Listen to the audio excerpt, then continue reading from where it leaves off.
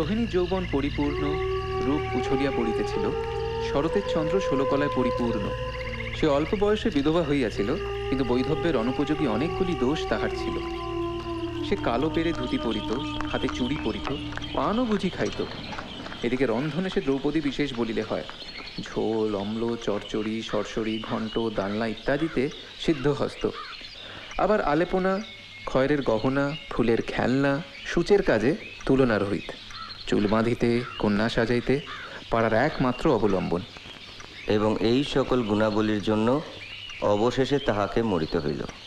তা বিধবা অসৃজন করে বেড়াবে, ভগবান শাস্তি দেবেন না? ভগবান এত সহজে মৃত্যুদণ্ড দেয় না মা, হাকিম দেয়। বঙ্কিমবাবু হাকিম ছিলেন, জানো তো? নভেল লিখলে ওরকম একটু সাজিয়ে লিখতে হয়। আমাদের মতো ছা পোষা একাদশী করা বিধবাদের নিয়ে গপ্প লিখলে আজকালকার ছেলেদের মন উঠবে?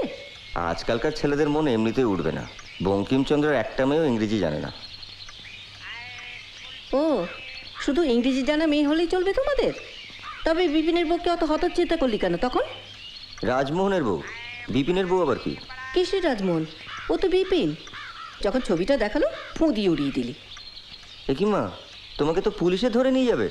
তুমি অন্য লোকের বউয়ের সাথে আমার বিয়ে দিতে চাও? অত করে বললুম, মেয়েটা মেম সাহেব রেখে ইংরেজি শিখেছে, সাহেবের দোকানে গিয়ে ছবি পর্যন্ত তুলে পাঠিয়ে দিলে। তখন দু বন্ধুতে কি মিল! বেচারা, একটা বছরও গেল না, বিধবা হয়ে ফিরে এলো। এক্ষুনি তার আবার খোঁজ লাগাও বড় মা। আজকে কলেজে সে কি তক্ক! মহিন্দা গলা ফাটিয়ে প্রমাণ করে ছাড়লে বিয়ে যদি করতেই হয় বিধবাকেই করা উচিত। বাসনগুলো ফেরত নিয়ে এলাম গিন্নিমা। কেন? কাঁসারি পাড়ার দিকে যাওয়া যাচ্ছে না। ও, রাস্তায় লোক একেবারে ঠিক ঠিক করছে। ওই যে শিমলির নরেন দত্ত গো মারা গেছে। সে কি? কি? ওই যে গো তোমার বেলুর মঠের সাধু, এমন দুধ দাঁড়িয়ে যাচ্ছে, সব পোল শুদ্ধ ভেঙে পড়ার জোগাড়। একটা ক্যারাঞ্চি গাড়িও যাচ্ছে না। ও মা, স্বামীজি এ তো সেদিনকার ছেলে গো। আহারে, কতটুকুই বা বয়স। এ তো মহাগুরু নিপাত। মাথাটা কামাবে নাকি বিহারি?